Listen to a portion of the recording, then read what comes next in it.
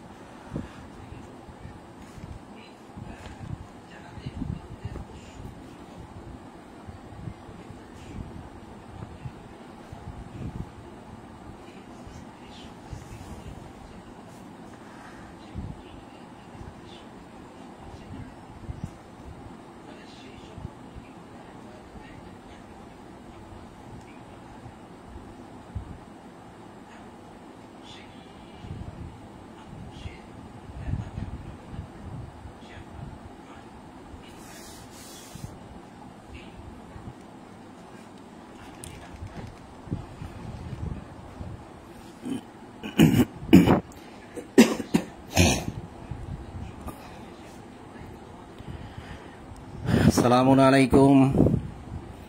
সম্মানিত দর্শক, আপনাদের সকলের প্রতি শান্তি। শুরু করছি ঈশার কোরআন পাঠ। সকল প্রশংসা জগৎসমূহের প্রতিপালক আল্লাহর জন্য, সকল পবিত্রতা জগৎসমূহের প্রতিপালক আল্লাহর জন্য। আমাদের রব, আপনি পবিত্র, আপনি মহান। সুবহানাকাল্লাহুম্মা, ইলহামদাত আল্লাহ, আপনি পবিত্র। রব্বি আউযু বিকা মিন হামাযাতিশ শায়াতিন ওয়া আউযু বিকা রব্বি আন ইয়াহদুরুন।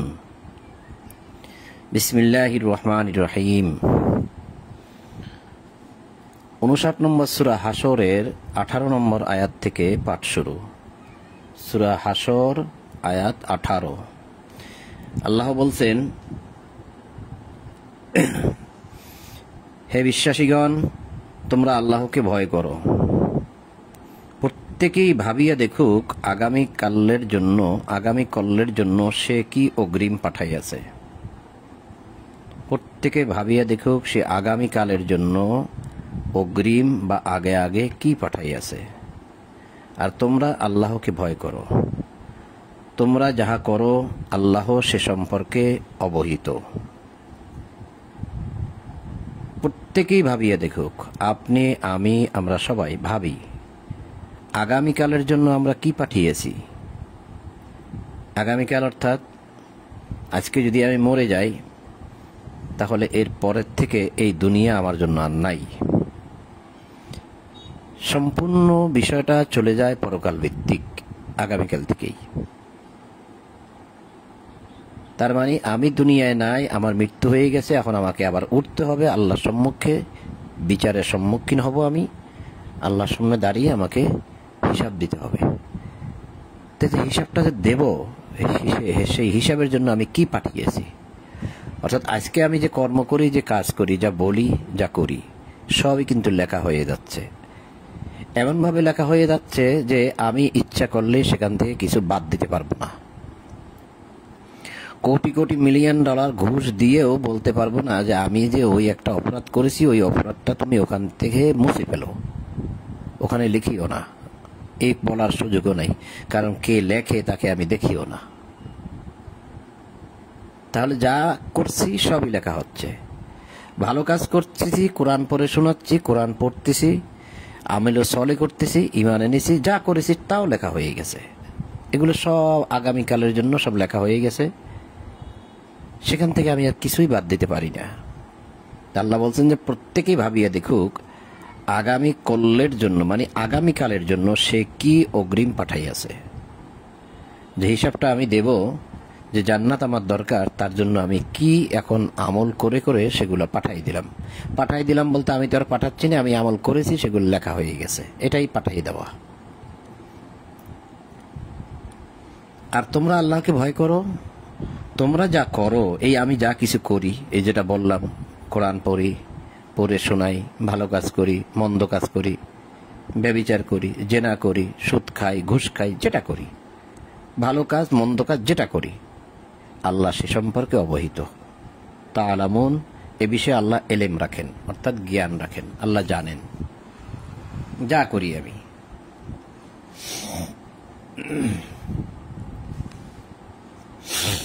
এরপরে বলা হয়েছে, আর তোমরা তাহাদের মতো হইও না যাহারা আল্লাহকে ভুলিয়ে গিয়েছে। এটা আপনি দেখেন, চতুর্দিকে চোখ বুলিয়ে দেখেন কিভাবে মানুষ আল্লাহকে ভুলিয়ে গিয়েছে। এই যে এখন ঈশা, দিনের শেষ প্রান্ত একদম, আল্লাহ বলছে দিবসের দুই কিনারায় দুটি সালাত, দুই প্রান্তে দুটি সালাত, তার একটি এই এখন। দেখুন তো, তাকিয়ে দেখুন তো মানুষ কি করে। মানুষ কি আছে এই সালাতে? নাই। মানুষ আল্লাহকে ভুলিয়ে গিয়েছে। এই যে ভুলিয়ে গিয়েছে, আল্লাহকে ভুলিয়ে গিয়েছে। ভুলে যাওয়ার ফলে কেউ আছে সিনেমা হলে, কেউ আছে ইউটিউবে, কেউ আছে ফেসবুকে, কেউ আছে গেম খেলায়, কেউ আছে ব্যবসা বাণিজ্যতে, কেউ আছে গাড়ি চালনাতে, কেউ আছে দোকানে, কেউ আছে ঘোরাঘুরিতে। এই সময়টা যে মূল্যবান সময়, এই সময়টা যে আল্লাহর একটা স্মরণ, এটা তারা ভুলিয়েই গিয়েছে। ফলে আল্লাহ উহাদেরকে আত্মবিস্মৃত করিয়াছেন, অর্থাৎ আল্লাহ তাদেরকে ভুলিয়ে গিয়েছেন। সে আল্লাহর খাতার মধ্যে আর নাই। সে কি করে না না করে এটা তার দরকারও নাই। যেমন আমি একটা উদাহরণ দেই, ছোট্ট একটা উদাহরণ, যে এই যে রাস্তাঘাটে আমরা যত কুকুর দেখি, এই কুকুর নিয়ে কি আপনি ঘরে বসে বসে চিন্তিত? তার কথা মনে করেন? সে কুকুরগুলো কি খাচ্ছে, কোথায় যাচ্ছে, কোথায় ঘুমাচ্ছে, কিছু করেন? কোনো চিন্তা ভাবনা করেন? অর্থাৎ কুকুরের চিন্তা ভাবনা আপনার দরকারই নাই, তাই আপনি চিন্তা করেনই না। তা আল্লাহ বলছেন যে আল্লাহ ওদেরকে আত্মবিস্মৃত করিয়েছেন, অর্থাৎ আল্লাহ তাদেরকে ভুলিয়ে গিয়েছেন। কেন ভুলিয়ে গিয়েছেন? এদেরকে দরকার নাই আল্লাহর, কারণ আল্লাহকে তারা ভুলে গিয়েছে। এই যে যাহারা আল্লাহকে ভুলিয়ে গিয়েছে, ফলে আল্লাহ তাদেরকে ভুলিয়ে গিয়েছেন। মানুষগুলো তো ভাবে যে আল্লাহকে আমার দরকার নাই, তাই তারা আল্লাহকে ভুলে গেছে। আর আল্লাহ বলতেছেন, ফলে আল্লাহ তাদেরকে আত্মবিস্মৃত হয়ে করিয়েছেন, মানে আল্লাহ তাদেরকে ভুলিয়ে গিয়েছেন। উহারাই তো পাপাচারী, জাহান্নামের অধিবাসী। তো জাহান্নামের অধিবাসী এবং জান্নাতের অধিবাসী সমান নয়, জান্নাতবাসীরাই সফল কাম। তাহলে এখানে যে আমরা বিষয়টা দেখলাম যে যারা আল্লাহকে ভুলে যায়, আল্লাহ তাদেরকে ভুলে যায়। এর বাস্তব প্রমাণ আপনি হাটে বাজারে চলাচলে আশেপাশে সব জায়গায় দেখতে পাচ্ছেন, এমনকি আত্মীয় স্বজনের মধ্যেও, এমনকি নিজের ফ্যামিলির মধ্যেও, যে আল্লাহকে তারা ভুলে যাচ্ছে। আল্লাহ বলতেছে, তো তাহলে তুমি আমার সিলেবাসের মধ্যে নাই, আমিও তোমাকে ভুলে গেলাম। এই বিষয়টা আল কোরআনে আল্লাহ বহু জায়গায় কয়েক রকম বর্ণনা করেছেন, কয়েক রকম। আমিও দু এক জায়গা থেকে আপনাদেরকে কিছু কিছু দেখাইতে পারি। যেমন ৪৫ নম্বর সূরা জাসিয়ার ৩৪ নম্বর আয়াত, যেটা আমরা পূর্বে পড়ে এসেছি। ৪৫-এর ৩৪, বেশি দূর না, আমরা এই কাছেই পড়ে আসছি। এটা এই যে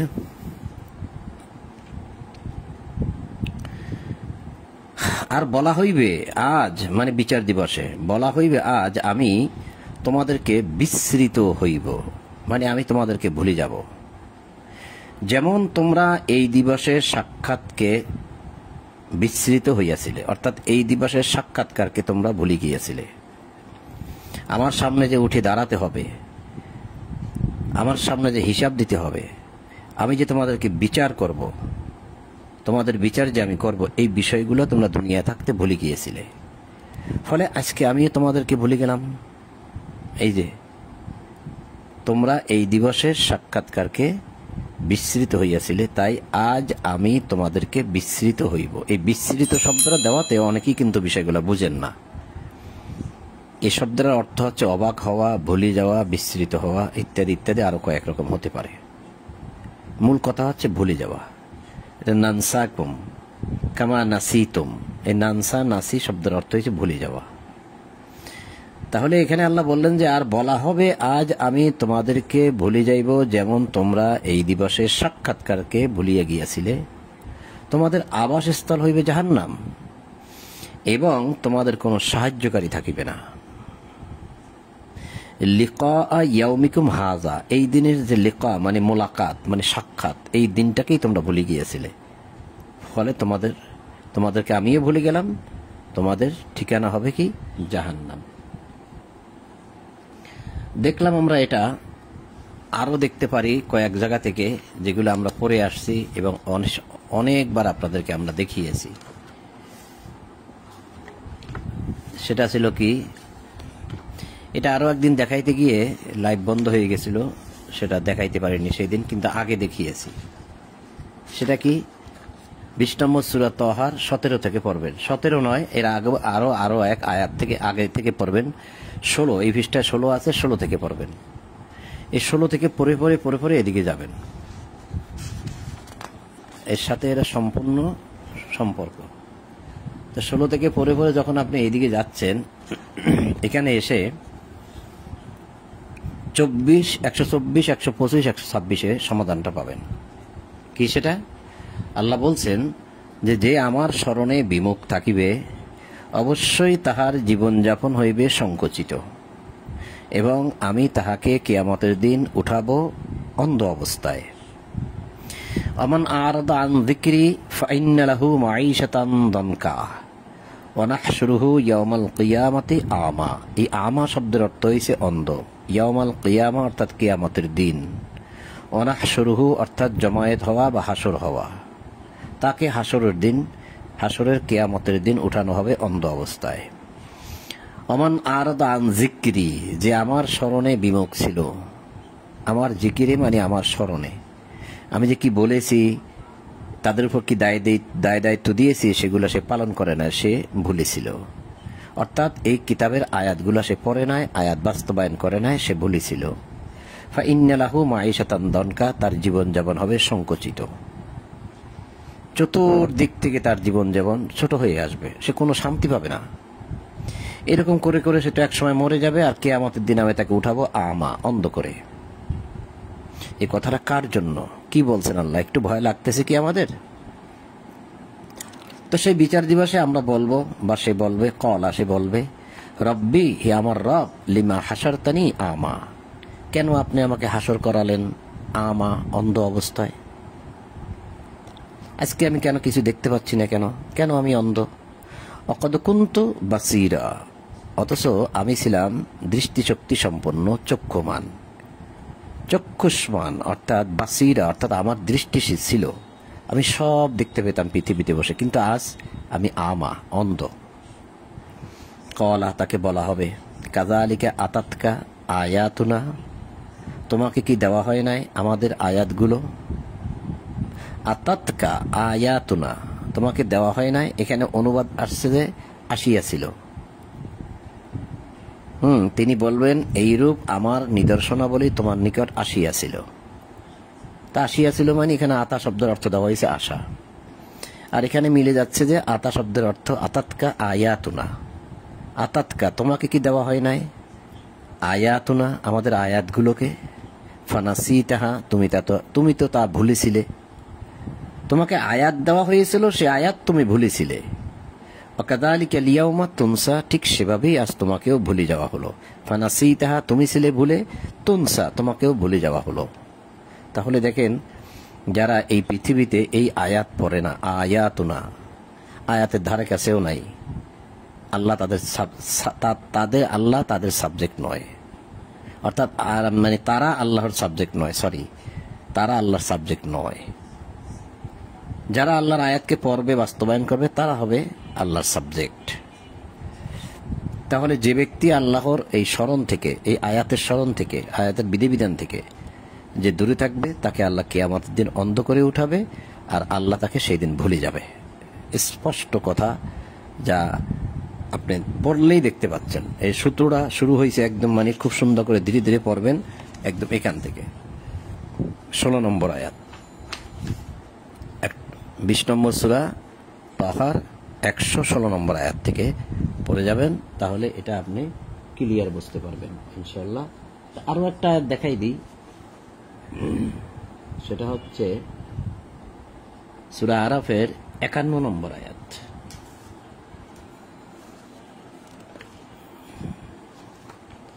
এই জন্য বলছি যে আল কোরআনে বিভিন্ন জায়গায় কথাগুলো আল্লাহ বর্ণনা করে রেখেছেন, কিন্তু আসলে হয় কি, ওই আমরা ভালো করে বুঝিও না, আর ভালো করে দেখিও না, আর ভালো করে পড়িও না, যার কারণে আমরা এই সমস্ত বিষয় থেকে অনেক দূরে থাকি, জানি না। আর যখন পড়ে যাই, কোনো মতে হেলায় হেলায় পড়ে যাই, যার জন্য আমাদের আর মনেও থাকে না, ভালো করে বুঝিও না। কি বলছেন আল্লাহ এখানে? 51 নম্বর আয়াত, সূরা আরাফ। যাহারা তাহাদের দিনকে ক্রীড়া কৌতুক রূপে গ্রহণ করিয়াছিল, দিনকে মানে জীবন ব্যবস্থাকে, আল্লাযীনা ইত্তাখাযু দীনাহুম লাহওয়ান ওয়া লাইবা ওয়া গাররাতহুমুল হায়াতুদ দুনিয়া, যে দীনাহুম, তাদের দিনকে, তাদের জীবন ব্যবস্থাকে, তাদের জীবন নীতিকে, তাদের চলার আদর্শকে ক্রীড়া কৌতুক রূপে গ্রহণ করিয়াছিল, লাহওয়ান ওয়া লাইবা, খেলতামাশা রূপে গ্রহণ করেছে, আনন্দ উল্লাস রূপে গ্রহণ করেছিল, জীবনে অনেক কিছু করেছে। আনন্দ করার জন্য যে কত কিছু করে, কত টাকা পয়সা খরচ করে, কত গান বাজনা করে, এবং কত জায়গা ভ্রমণ করে, আর কত অভিনয় করে, কত প্রতিভা সম্পন্ন, প্রতিভাযোগ্য কথাবার্তা, খেলাধুলা করে, সবই তো আনন্দের মধ্যে, যেগুলো চারিত্রিক গুণাবলীর বৈশিষ্ট্য প্রকাশ করা, এগুলো করে। সিনেমা, নাটক, বায়োস্কোপ ইত্যাদি সবগুলো এর অন্তর্ভুক্ত। তা তাদের জীবন ব্যবস্থাকে যারা এই ক্রীড়া কৌতুক রূপে গ্রহণ করিয়াছিল, এবং পার্থিব জীবন যাহাদেরকে প্রতারিত করিয়াছিল, অগাররাতহুমুল হায়াতুদ দুনিয়া, এই হায়াতুদ দুনিয়া মানে দুনিয়ার জীবনটা যাদেরকে ধোঁকা দিয়েছিল, যে এগুলাই করো, এগুলাই ভালো কাজ, সুতরাং আজ আমি, মানে বিচার দিবসের কথা, যে আজ আমি তাহাদেরকে বিস্মৃত হইব, মানে আমি আজ তাদেরকে ভুলে যাব। কারণ তারা তো আল্লাহকে রাখে নাই তাদের জীবনে। প্রতিটা দিনের জীবন পরিচালনার ক্ষেত্রে তো তারা আল্লাহকে রাখে নাই। আল্লাহ কোনো আয়াত রাখে নাই, আল্লাহ কোনো নিয়ম নীতি রাখে নাই, আল্লাহ কোনো দিন রাখে নাই, আল্লাহ কোনো জীবন বিধান রাখে নাই। ফলে আল্লাহ কি বলতেছেন যে আজ আমি তাহাদেরকে ভুলে যাব, যেভাবে তাহারা তাহাদের এই দিনের সাক্ষাৎকে ভুলিয়া গিয়েছিল। এখানে কিন্তু ভুলিয়া শব্দটা ঠিকই দিয়েছে, এখানে বিস্মৃত দিলেও এখানে কিন্তু ভুলিয়া শব্দটা দিয়ে দিছে। সুতরাং আজ আমি তাহাদেরকে বিস্মৃত হইব, অর্থাৎ সুতরাং আজ আমি তাহাদেরকে ভুলিয়া যাইব, যেভাবে তাহারা তাহাদের এই দিনের মানে কিয়ামতের দিনের সাক্ষাৎকে ভুলিয়া গিয়াছিল, এবং যেভাবে তাহারা আমার আয়াতকে অস্বীকার করিয়াছিল। এই যে বি আয়াতিনা ইয়াজহাদুন, বি আয়াতিনা, মূল বিষয়টা তাহলে তো আয়াত। এই যে আয়াত, এই একটা আয়াত, এই একটা আয়াত, আয়াত আয়াত আয়াত, এই আয়াতগুলো, অর্থাৎ আয়াতের আর বাংলা দেওয়া হচ্ছে নিদর্শন। যেভাবে তারা এই নিদর্শনকে অস্বীকার করেছিল। অস্বীকার কিভাবে করে? একটা আছে মুখে মুখে বলে দেওয়া যে অস্বীকার করি, মানি না, অর্থাৎ যারা বলা যেতে পারে যে কাফের বা নাস্তিক, তারা কোনো কিছু মানে না, এটা একটা অস্বীকার। আর একটা অস্বীকার আছে যে মুখে মুখে বলে ঠিক মানি, কিন্তু জীবনেও পড়ে না, ধরেও না, কাছেও যায় না। তাহলে ওই নাস্তিকের সাথে আর আপনার সাথে পার্থক্যটা কোথায়? ওই কাফেরের সাথে আপনার সাথে পার্থক্যটা কোথায়? তার মানে আপনি আয়াত থাকা সত্ত্বেও যেহেতু আয়াতকে পড়লেন না, ধরলেন না, সইলেন না, তার মানে আপনি এটাকে অস্বীকারই করিয়াছেন, অস্বীকার করিয়াছেন। আল্লাহ বললেন যে যারা আমার এই আয়াতকে অস্বীকার করিয়াছে, আয়াতকে অস্বীকার করা মানে ওই দিনের সাক্ষাৎকে ভুলিয়া যাওয়া। তা তারা যেহেতু ভুলিয়া গিয়েছিল, আমিও তাদেরকে বিচার দিবসে ভুলে যাব। এবার ভাবুন তো, আল্লাহ যদি আপনাকে আমাকে ভুলিয়া যান, তাহলে আপনার আমার অবস্থা কি হবে?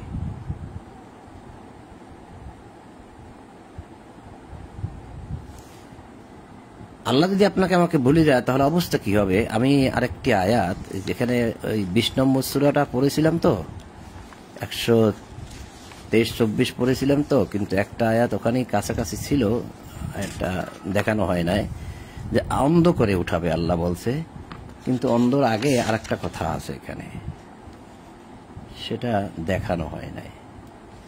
এই যে এটা কিন্তু আমি দেখাই নাই ভুলে, সেটা হচ্ছে, এটাও কিন্তু 20 নম্বর সূরা, 20 নম্বর সূরার 123-24 আপনাদেরকে আমি দেখাইছি না, 124, 125, 124, 125, 126 দেখাইছি। 2 পৃষ্ঠা পিছনে যদি যাই, এই যে 2 পৃষ্ঠা পিছনে যদি যাই, তাহলে এখানে 102-তে আর একটা কথা আছে, সেটা কিন্তু দেখানো দরকার ছিল, এটাও ওটার সাথে সম্পর্ক। আল্লাহ বললেন যেদিন সিংহায় ফুৎকার দেওয়া হইবে, তো সিংহায় ফুৎকার দেওয়া হবে তো সেই কিয়ামতের সময়, তারপরে বিচার ব্যবস্থা। তো যেদিন সিংহায় ফুৎকার দেওয়া হইবে, এবং যেই দিন আমি অপরাধীদেরকে দৃষ্টিহীন অবস্থায় সমবেত করিব, মুজরিমিন ওয়ানাহশুরুল মুজরিমিন, হাসর করাবো মুজরিমিন, অপরাধীদেরকে, ইয়াউমাইযিন যুরকা, দৃষ্টিহীন অবস্থায়, অর্থাৎ চক্ষু থাকবে কিন্তু চোখের দৃষ্টি থাকবে না, নীল চক্ষু অবস্থায়। তাফসীরে মারিফুল কোরআন না জানো অন্য অনুবাদে আমি দেখেছি যে এটার অনুবাদ করেছে তারা, যে তাদেরকে নীল চক্ষু অবস্থায় উপস্থিত করা হবে। চক্ষু যদি আল্লাহ নীল করে দেয়, ব্লু করে দেয়, তাহলে কি আপনি কিছু দেখতে পাবেন? পাবেন না। কত বড় ভয়ের কথা এগুলা, যে আল্লাহ বলছে যে অপরাধীদেরকে দৃষ্টিহীন অবস্থায়, নীল চক্ষু অবস্থায়, ঝাপসা চক্ষু অবস্থায় সমবেত করিব, মানে হাসর করিব, অনাহসর হোক।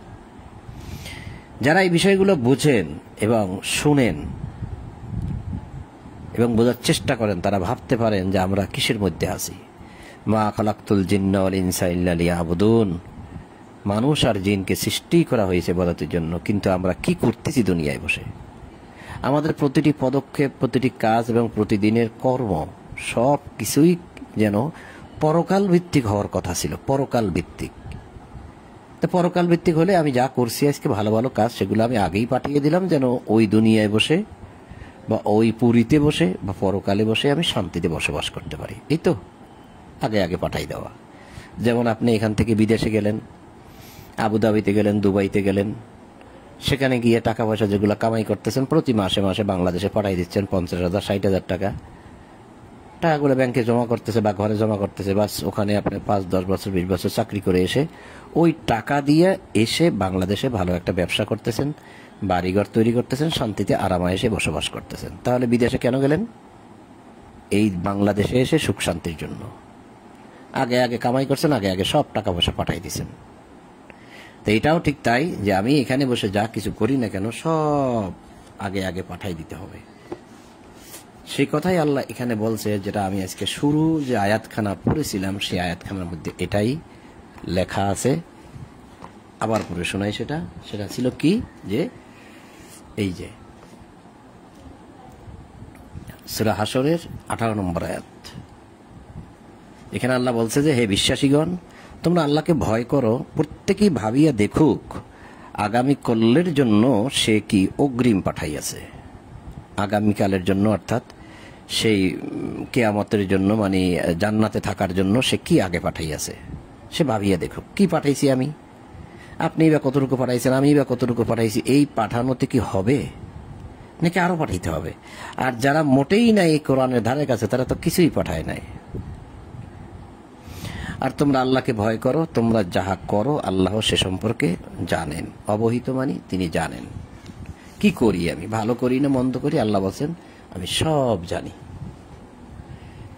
এরপরে বলছেন, যে কথা দিয়ে আমি শুরু করে এই যে কথার থেকে সরে গেলাম অন্য জায়গায়, সেটা ছিল কি, যে আর তোমরা তাহাদের মতো হইও না। কার মতো? যাহারা আল্লাহকে ভুলিয়া গিয়াছে, ফলে আল্লাহ উহাদেরকে আত্মবিস্মৃত করিয়াছেন। অর্থাৎ তারা আল্লাহকে ভুলে গিয়েছেন, আল্লাহ তাদেরকে ভুলিয়ে গিয়েছেন। তাদের মতো তোমরা হইও না। উহারাই তো পাপাচারী, ওরা ফাসিক, হুমুল ফাসিকুন। জাহান্নামের অধিবাসী এবং জান্নাতের অধিবাসী কি সমান? জাহান্নামের অধিবাসী এবং জান্নাতের অধিবাসী সমান নয়, জান্নাতবাসীরাই সফল কাম। যদি আমি এই কোরআন পর্বতের উপর অবতীর্ণ করিতাম, তবে তুমি উহাকে আল্লাহর ভয়ে বিদীর্ণ এবং আল্লাহর ভয় বিনীত এবং বিদীর্ণ দেখিতে। আমি এই সমস্ত দৃষ্টান্ত বর্ণনা করি মানুষের জন্য, যাহাতে তাহারা চিন্তা করে। আচ্ছা ভাবুন তো, এই কিতাব, এই কোরআন, ওয়ালাউ আনজালনা হাযাল কোরআন, হাযাল কোরআন মানে এই কোরআন, আলা জাবালিন, এই জাবাল মানে পর্বত পাহাড়, এই পাহাড়ের উপরে যদি আল্লাহ কোরআন অবতীর্ণ করতেন, তা আল্লাহ কি বলছেন, যে তা রাআইতুহু খাশিয়ান মুতাসাদ্দিআন, খাশিয়ান তারা একদম খুশু খুশু বিনীত ভাবে বিদীর্ণ হয়ে যেত। বিদীর্ণ হয়ে যেত মানে ছিন্ন ভিন্ন হয়ে যেত এই কোরআন। কিন্তু মানুষ তা হয়নি। আমি এই সমস্ত দৃষ্টান্ত বর্ণনা করি মানুষের জন্য, যাহাতে তাহারা চিন্তা ভাবনা করে। তো পাহাড় যে বিদীর্ণ হতে পারে তার একটা দৃষ্টান্ত, বিদীর্ণ পুরোপুরি না হইলেও আবার বিদীর্ণ হয়েছেও বটে, এরকম একটা দৃষ্টান্ত কিন্তু কিতাবে আছে। 7 নম্বর সূরা আরাফের 143 নম্বর আয়াতে কিন্তু কথাটা ভিন্ন রকম হইলেও আছে। অর্থাৎ দেখাই,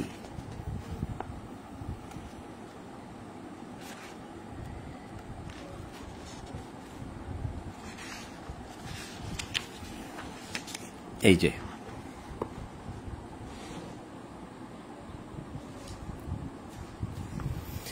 মূসা যখন আমার নির্ধারিত স্থানে উপস্থিত হইল, 7 নম্বর সূরার 143 নম্বর আয়াত।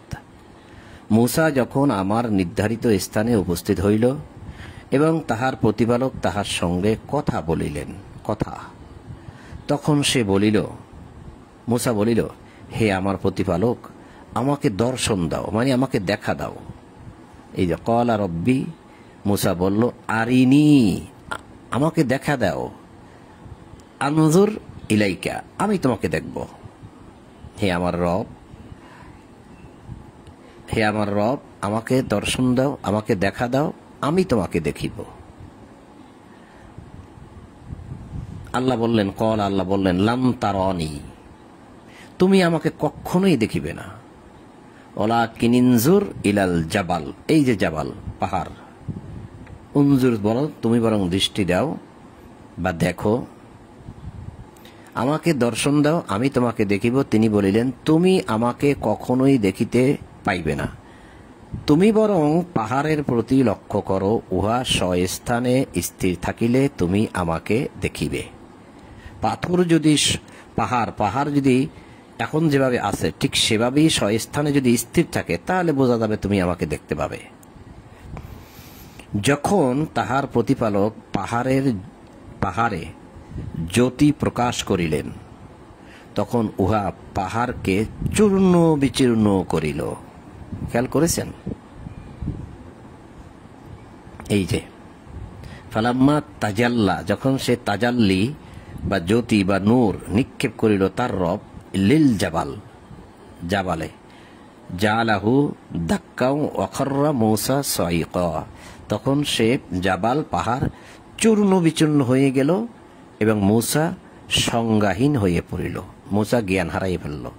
তাহলে এই যে কথাটা আমি বলছিলাম, যে কথাটা ভিন্নভাবে হলেও আল্লাহ কিন্তু একটা প্রমাণ রেখে দিয়েছেন কোরআনে, যে পাহাড় চূর্ণ বিচূর্ণ হয়ে যায় আল্লাহর তাজাল্লিতে, এই যে তাজাল্লা। আর মূসা হলো কি, বেহুশ হয়ে গেল, সংজ্ঞাহীন হয়ে গেল, মানে জ্ঞান হারাই ফেললো, মানে বেহুশ হয়ে ফেলল। যখন সে জ্ঞান ফিরিয়া পাইল, তখন বলিল, মহিমাময় তুমি, আমি অনুতপ্ত হইয়া তোমাতেই প্রত্যাবর্তন করিলাম এবং মুমিনদের মধ্যে আমি প্রথম। অর্থাৎ এই দৃশ্যটা আর কেউ দেখেনি, আমি দেখেছি, আমি এই বিশ্বাসীদের মধ্যে এই দৃশ্য দেখার ক্ষেত্রে আমি প্রথম। তাহলে এই যে আবার সে প্রশংসাও করলো, যে কলা সুবহানাকা, এতটুকুই বলছেন যে তুমি পবিত্র, এই যে মহিমাময় তুমি, এখানে পবিত্র লেখে নাই, মহিমাময় এটা লিখছে, যাক এটার অর্থ এরকমই হয়, অসুবিধা নেই। হ্যাঁ, তুমি মহিমাময়, আমি অনুতপ্ত, তবু তো ইলাইকা, আমি ফিরলাম তোমার দিকে, আমি অনুতপ্ত। হ্যাঁ, তোমাতেই প্রত্যাবর্তন করিলাম, আমি অনুতপ্ত হয়ে তোমার দিকেই ফিরলাম, তবু তো মানে তওবা করলাম আর কি, ফিরলাম, এবং মুমিনদের মধ্যে আমি প্রথম। ও আনা মানে আমি, আউয়াল মানে প্রথম, আউয়ালুল মুমিনিন, মুমিনদের মধ্যে আমি প্রথম। তাহলে এখানে যে বিষয়টা আমি আপনাদেরকে দেখাইতে চাইলাম, সেটা হচ্ছে যে পাহাড় কিন্তু চূর্ণ বিচূর্ণ হয়ে যায় আল্লাহ তাজাল্লা, আল্লাহ জ্যোতিতে।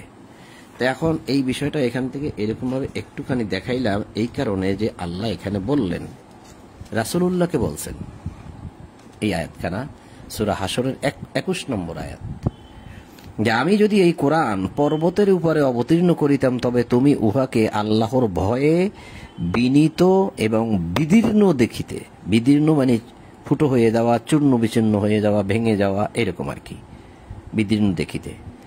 আমি এই সমস্ত দৃষ্টান্ত বর্ণনা করি মানুষের জন্য, যাহাতে তাহারা চিন্তা ভাবনা করে। তা আমরা শুধু পড়ে যাই, এই সমস্ত চিন্তা ভাবনা করি না দেখে আমরা অনেক কিছুই বুঝি না। তো যারা এখন নিয়মিত শুনছেন, আমার সাথে কয়েকজন মানুষ আছেন, তারা হয়তো কিছুটা তো বুঝতেছেন, যেটা আগে বোঝা হয়নি, বা এখনো এরকম কাউকে পাওয়া যাচ্ছে না যে এভাবে পড়ে শোনায় বা বোঝায় নিয়মিত সকাল সন্ধ্যা, পাওয়া যাচ্ছে না। একটা কাজ তো হচ্ছে আমাদের দ্বারা, কম হোক বেশি হোক, আল্লাহ ভালো জানেন।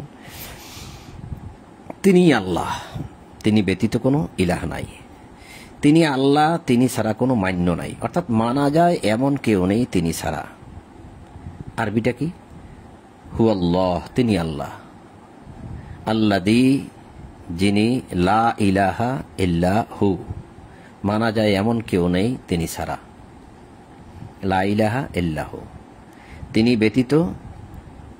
ব্যতীত কোনো ইলাহ নাই, তিনি ব্যতীত কোনো মান্য নাই, তিনি ব্যতীত কোনো মান্যদাতা নাই, তিনি ব্যতীত কোনো আইনদাতা নাই, তিনি ব্যতীত কোনো হুকুমদাতা বিধানদাতা নাই। তিনি অধিপতি, তিনি পবিত্র, তিনি শান্তি, তিনি নিরাপত্তা বিধায়ক, তিনি রক্ষক, তিনি পরাক্রমশালী, তিনি প্রবল, তিনি অতীব মহিমান্বিত। উহারা যাহাকে শরীক স্থির করে, আল্লাহ তাহা হইতে পবিত্র মহান।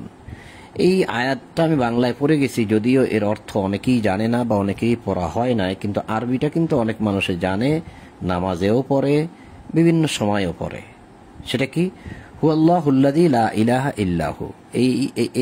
এই আয়াত দিয়ে আমার বাবাকে আমি দেখতাম নামাজ পড়তে। তখন আমি খুবই ছোট ছিলাম, বেশি জোর হইলে তখন আমার বয়স 5 বছর।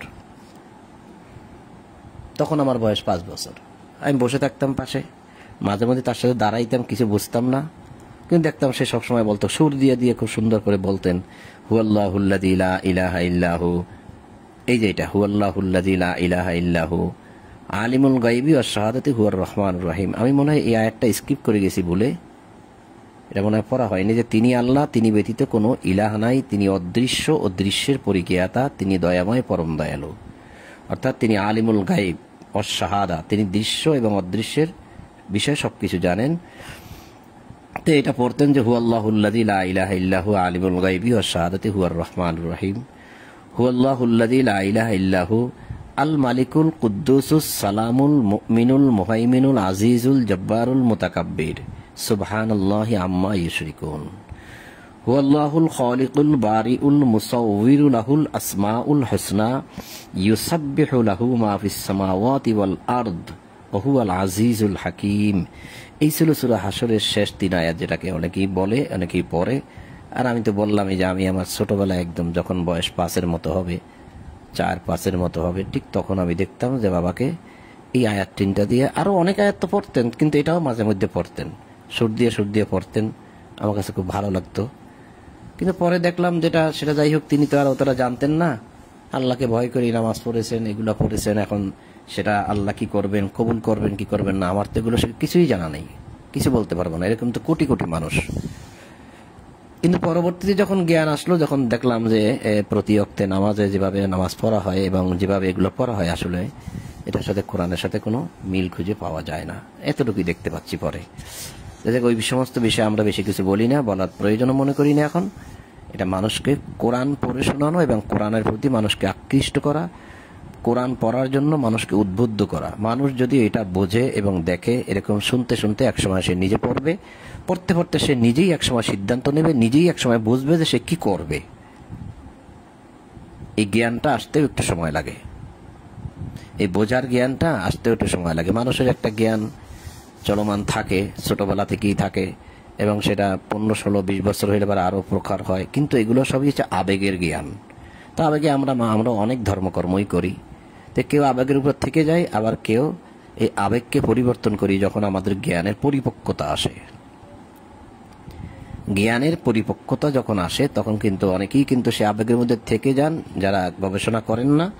আর যারা একটু গবেষণা করেন, চিন্তা ভাবনা করেন, তারা কিন্তু ওই জ্ঞানের পরিপক্কতা অর্থাৎ 40-এ যখন বয়স চলে আসে, তখন কিন্তু মানুষ একটু চিন্তা ভাবনা করে ভিন্নতা খোঁজার চেষ্টা করে।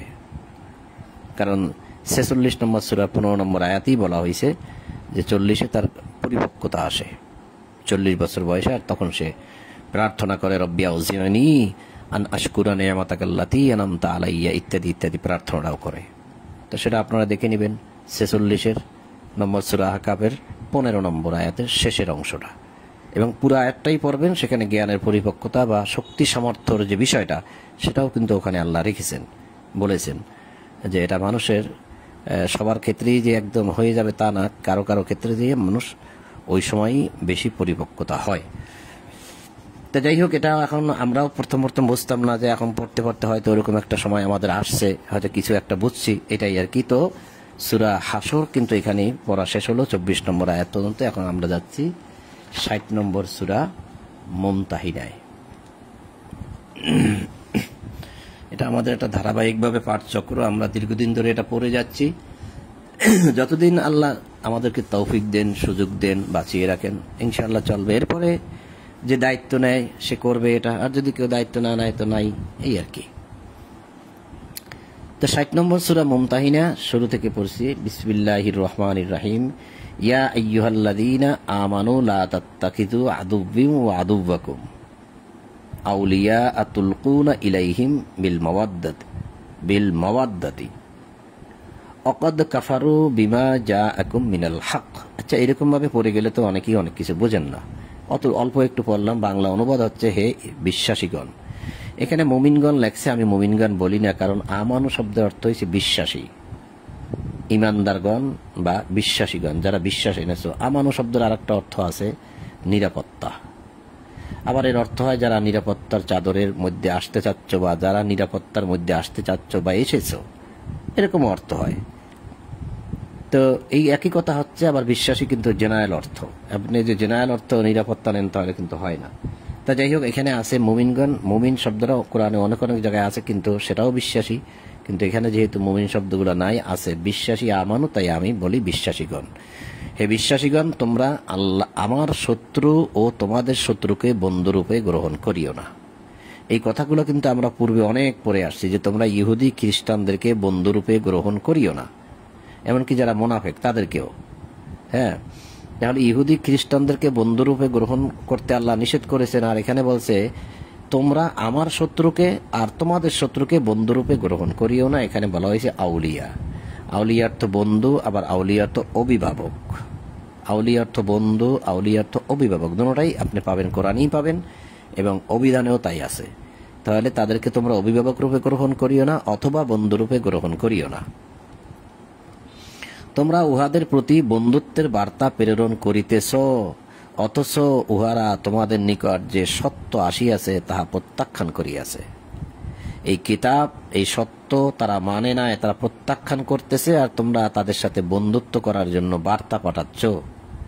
রাসূলকে এবং তোমাদেরকে বহিষ্কার করিয়াছে, আর তাদের কাছে তোমরা বার্তা পাঠাচ্ছ, খবর পাঠাচ্ছ বন্ধুত্বের। রাসূলকে এবং তোমাদেরকে বহিষ্কার করিয়াছে এই কারণে যে তোমরা তোমাদের প্রতিপালক আল্লাহকে বিশ্বাস করো। তোমরা আল্লাহকে বিশ্বাস করো, সেই জন্যে রাসূলকেও বহিষ্কার করেছে। বহিষ্কার, তোমাদেরকেও বহিষ্কার করেছে, তার মানে দেশান্তরিত করেছে, বসত ভিটা হইতে উচ্ছেদ করেছে। বসতি বিসর্জন দিয়ে রাসূল আর তোমরা চলে আসছো। তারপরেও তোমরা তাদের সাথে বার্তা পাঠাচ্ছ, বন্ধুত্বের বার্তা। এই যে বন্ধুত্বের বার্তা পাঠাচ্ছ,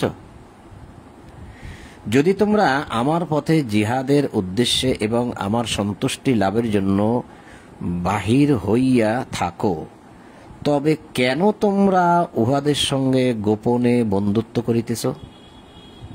কেন? তোমরা যাহা গোপন করো এবং তোমরা যাহা প্রকাশ করো তাহা আমি সম্যক অবগত, অর্থাৎ সামনাসামনি আমি দেখি, জানি, বুঝি। তোমাদের মধ্যে যে কেহ ইহা করে সে তো বিচ্যুত হয় সরল পথ হইতে। তাহলে সে আর সরল পথে থাকে না।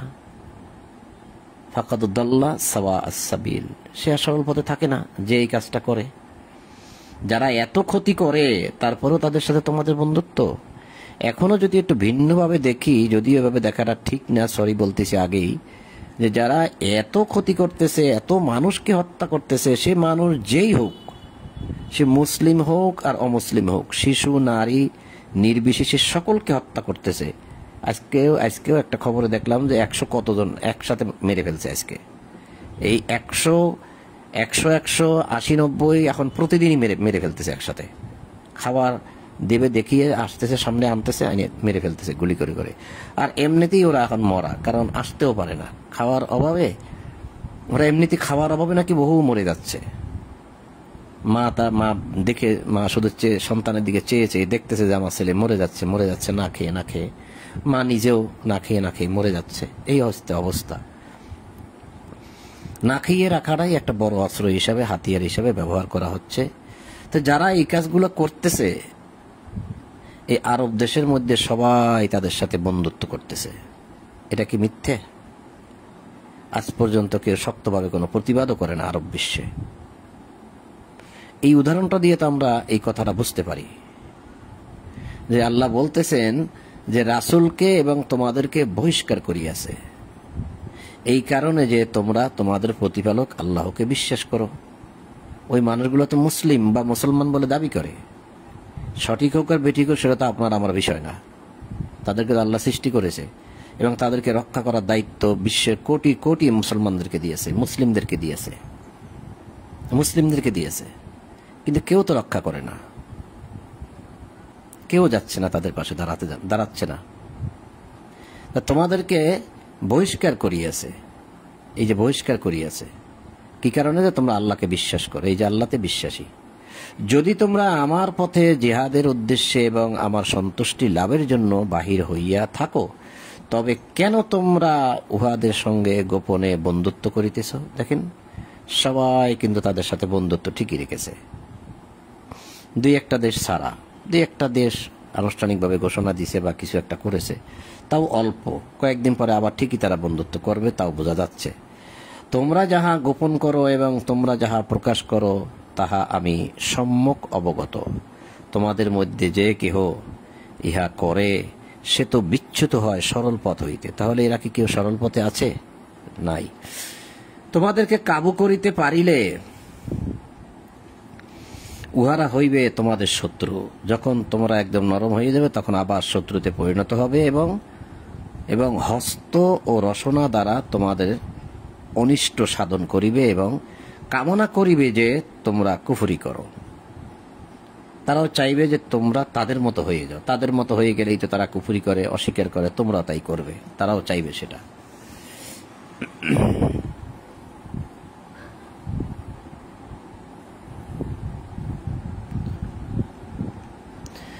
তোমাদের আত্মীয় স্বজন ও সন্তান সন্ততি কিয়ামতের দিন তোমাদের কোনো কাজে আসবে না। যার জন্য সারাটা জীবন আমরা চাকরি করতেছি, উপার্জন করতেছি, তাদেরকে লালন পালন করতেছি, খাওয়াচ্ছি, বড় করতেছি, আল্লাহ কি বললেন? যে তারা সন্তান সন্ততি সহ কিয়ামতের দিন নাকি কেউ কাজে আসবে না। আল্লাহ তোমাদের মধ্যে ফয়সালা করিয়া দিবেন, তোমরা যাহা করো তিনি তাহা দেখেন।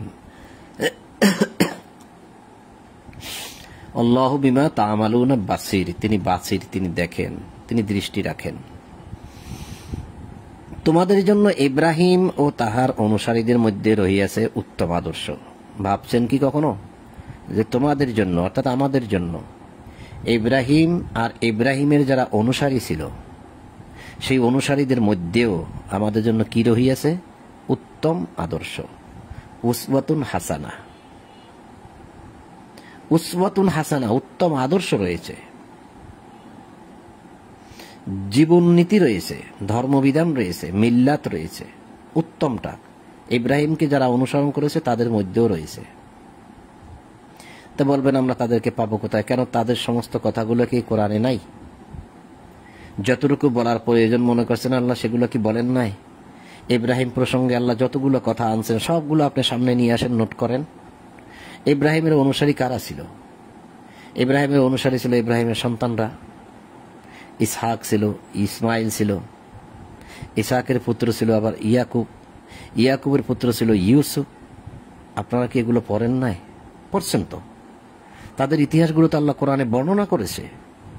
সেগুলো সব এক জায়গায় করেন, দেখেন তাদের নিয়ম নীতিটা কি ছিল, তাদের জীবন আদর্শটা কি ছিল। সেগুলো ফলো করলেই তো তাদের সেই উসওয়াতুন হাসানা, উত্তম আদর্শ আমরা গ্রহণ করতে পারি। এর জন্য কি আলাদা কোনো কিতাব লাগবে, কোনো বই লাগবে, কোনো ইতিহাস লাগবে? সুন্দর করে এই চিন্তা ভাবনাটা আপনি করেন যে ইব্রাহিম, ইসমাইল, ইসহাক, ইয়াকুব, ইউসুফ, এই একটা সিরিয়াল তো আমরা পাই। এই পর্যন্ত এই যতগুলা নবী রাসূলদের নামগুলো বলা হয়েছে এবং এদেরকেও যারা অনুসরণ করেছে তাদের সাথে আল্লাহর কথোপকথন কি ছিল, জনগণের কথোপকথন কি ছিল, সবগুলো এক জায়গায় করেন, তাহলে আপনি সব পেয়ে যাবেন। তা আল্লাহ ধারাবাহিকভাবে কথাগুলো কোরআনে এক জায়গায় বলে নাই, তাই আপনি আমি পাচ্ছি না। এই জন্যই কোরআন হচ্ছে চিন্তার বিষয়। আফালা ইয়াতাদাব্বারুনাল কোরআন, তবে কি তোমরা কোরআন নিয়ে তাদাব্বুর করবে না, চিন্তা ভাবনা করবে না, অবিনিবিড় সহকারে চিন্তা ভাবনা করবে না, গবেষণা করবে না? আমা আলা কুলুবিন আকফালুহা, নাকি তোমাদের অন্তর তালাবদ্ধ, অন্তরে তালা লেগে আছে? তা অন্তর তো তালা লেগেই আছে, তা তো এখন ঘর থেকে বের হইলেই, রাস্তায় নামলেই দেখা যাচ্ছে। আল্লাহ বললেন তোমাদের জন্য ইব্রাহিম ও তাহার অনুসারীদের মধ্যে রহিয়াছে উত্তম আদর্শ। যখন তাহারা, এই যে তাহারা ইব্রাহিম এবং ইব্রাহিম অনুসারীরা, তাহারা তাহাদের সম্প্রদায়কে বলিয়াছিল তোমাদের সঙ্গে এবং তোমরা আল্লাহর পরিবর্তে যাহার ইবাদত করো তাহাদের সঙ্গে আমাদের কোনো সম্পর্ক নাই। আল্লাহর পরিবর্তে তোমরা যাদের ইবাদত করো তাদের সাথে আমার কোনো সম্পর্ক নাই, আমাদের কোনো সম্পর্ক নাই। আপনি আমি কি বলতে পারতেছি?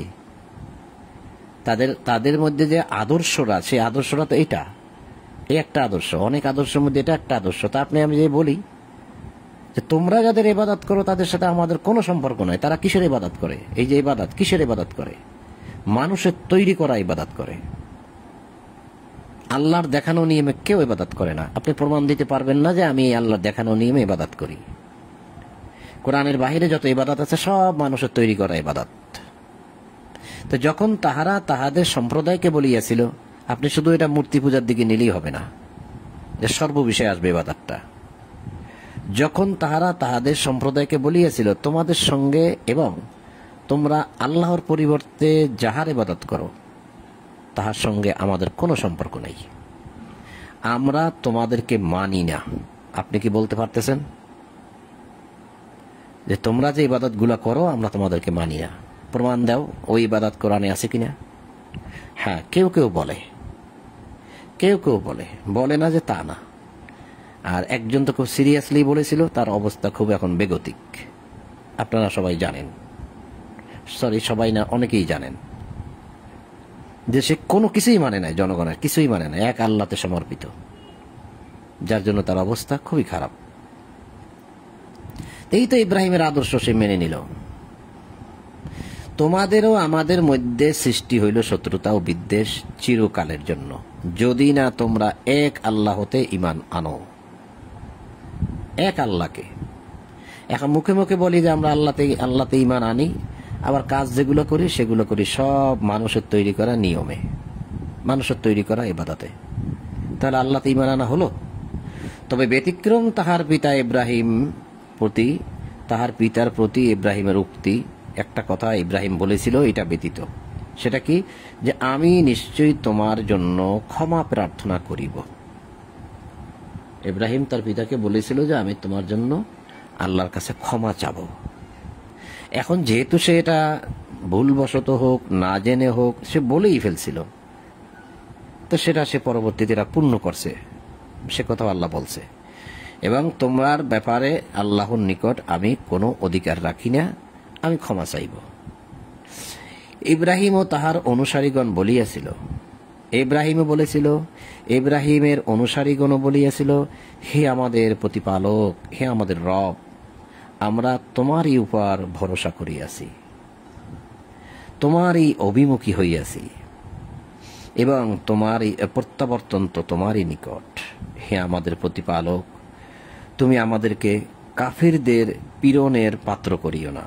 হে আমাদের প্রতিপালক, তুমি আমাদেরকে ক্ষমা করো, তুমি তো পরাক্রমশালী প্রজ্ঞাময়। দেখুন তো, দুনিয়ার শান্তির কথা চাইছে, সুখ শান্তি চাইছে, টাকা পয়সা চাইছে, কিছুই চায় নাই। কে? ইব্রাহিম ও তাহার অনুসারীগণ কিছুই চায় নাই। রব্বানা আলাইকা তাওয়াক্কালনা, আমাদের রব আমরা আপনার উপর তাওয়াক্কালনা, মানে আমরা ভরসা করিয়াছি, আপনার উপরে নির্ভর করিলাম, ভরসা করলাম। ও ইলাইকা আনাবনা, এবং আপনারই অভিমুখী হইলাম। তো আপনার অভিমুখী যদি হই তাহলে আপনি যা বলবেন সেটাই তো আমাদের মানতে হবে, এর বাইরে তো যাওয়া যাবে না। ও ইলাইকাল মাসির, আর আপনার নিকটই আমরা ফিরে যাব, আমাদের ফিরে যাওয়ার আর কোনো জায়গা নেই। রব্বানা লা তাজআলনা ফিতনাতাল লিল্লাযিনা কাফারু, আমাদের রব এই যে কাফারু, কাফিরদের উৎপীড়নের পাত্র আমাদেরকে করেন না। অগফির লানা রব্বানা, আমাদের রব আপনি আমাদেরকে ক্ষমা করুন। অগফির লানা ইন্নাকা আনতাল আজিজুল হাকিম, নিশ্চয়ই তুমি তো পরাক্রমশালী প্রজ্ঞাময়। আন্তা, তুমি, আজিজ, হাকিম। লাকাদ কানা লাকুম ফীহিম উসওয়াতুন হাসানা লিমান কানা ইয়ারজুল্লাহ ওয়াল ইয়াউমাল আখির, তোমরা যাহারা আল্লাহ ও আখিরাতে আশা করো, নিশ্চয়ই তাহাদের জন্য রহিয়াছে উত্তম আদর্শ তাহাদের মধ্যে। এই যে ইব্রাহিমের মধ্যে যারা এই প্রার্থনা করেছিল, উত্তম আদর্শ, একদম উসওয়াতুন হাসানা। এখানেও যেমন উসওয়াতুন হাসানা, আর এখান থেকে এইখানেও দেখেন উসওয়াতুন হাসানা। এই যে উসওয়াতুন হাসানা আর এই যে উসওয়াতুন হাসানা। এখানে বলছে কদ কানা লাকুম উসওয়াতুন হাসানা ফি ইব্রাহিমা ওয়াল্লাযিনা মাআহু, ইব্রাহিমের মধ্যে আর আল্লাযিনা মাআহু মানে যারা ইব্রাহিমের সাথে ছিল তাদের মধ্যে রয়েছে তোমাদের জন্য উসওয়াতুন হাসানা, উত্তম আদর্শ। এখানেও বলা হয়েছে লাকাদ কানা লাকুম ফীহিম, তাদের মধ্যে রয়েছে তোমাদের জন্য উত্তম উসওয়াতুন হাসানা মানে উত্তম আদর্শ। লিমান কানা ইয়ারজুল্লাহ ওয়াল ইয়াউমাল আখিরা, যারা আখিরাতকে তোমরা ওয়াল ইয়াউমাল আখিরা, আখিরাতকে যারা তোমরা বিশ্বাস করেছো, মানে কিয়ামতের যে আশা করো, আখিরাতের যে আশা যারা করো, লিমান কানা ইয়ারজুল্লাহ, যারা তোমরা আল্লাহ এবং আখিরাতের আশা করো তাদের জন্য কিন্তু এই আদর্শ রয়েছে। আর এই যে প্রার্থনা রব্বানা আলাইকা তাওয়াক্কালনা ওয়া ইলাইকা আনাবনা ওয়া ইলাইকাল মাসির রব্বানা লা তাজআলনা ফিতনাতাল লিল্লাযিনা কাফারু ওয়াগফির লানা রব্বানা ইন্নাকা আনতাল আজিজুল হাকিম, এই প্রার্থনা কি ইব্রাহিম আর ইব্রাহিমের অনুসারীরা তার সন্তানেরা প্রতিদিন করেছে? প্রশ্ন রইল আপনাদের কাছে, প্রতিদিন করেছে নাকি যখন প্রয়োজন হয়েছে ঠিক তখনই করেছে? এখন আপনি কি প্রতিদিন করবেন? প্রশ্ন রইল আপনার কাছে। আমি যেহেতু এই বিষয়ে কম বুঝি তাই আমি জানি না। তা যাই হোক, এখানে আল্লাহ যেটা বললেন যে তাহাদের মধ্যে উত্তম আদর্শ রয়েছে, কেহ মুখ ফিরিয়া লইলে অমাইয়া তাওয়াল্লা, যদি কেউ তাওয়াল্লা হয় অর্থাৎ যদি কেউ ফিরে যায়, ফাইনাল্লাহ গানিয়ুন হামিদ, ফাইনাল্লাহ গানিয়ুল হামিদ, তাহলে সে জেনে রাখুক যে আল্লাহ কিন্তু ধনী এবং প্রশংসিত। অর্থাৎ আল্লাহ প্রয়োজন নাই, তোমাকে প্রয়োজন নেই আল্লাহর, আল্লাহ অভাব মুক্ত আছেন। তুমি যদি ফিরে যাও এমন নয় যে তোমাকে আমার লাগবেই লাগবে, কারণ আমি তো আল্লাহ, আমি তো ধনী, আমি তো ধনবান। তুমি ফিরে গেলে যাও, তোমাকে আমার দরকার নাই।